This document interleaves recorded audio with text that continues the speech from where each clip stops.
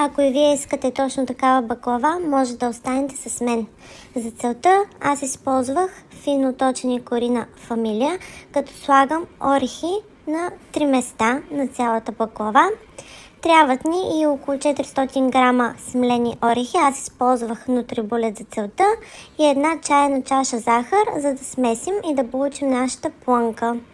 Както виждате, и разпределям около ъглите също, за да има равномерно навсякъде.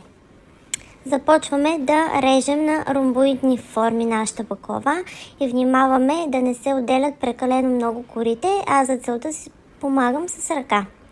Ето виждате и направата на формите.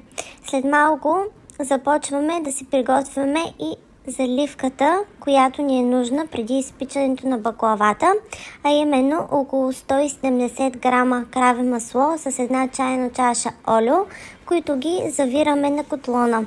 Заливаме след това обилно и хубаво нашата баклава и печем на фурна 180 градуса за около 35-40 минутки, като внимаваме все пак да не я прегорим прекалено много.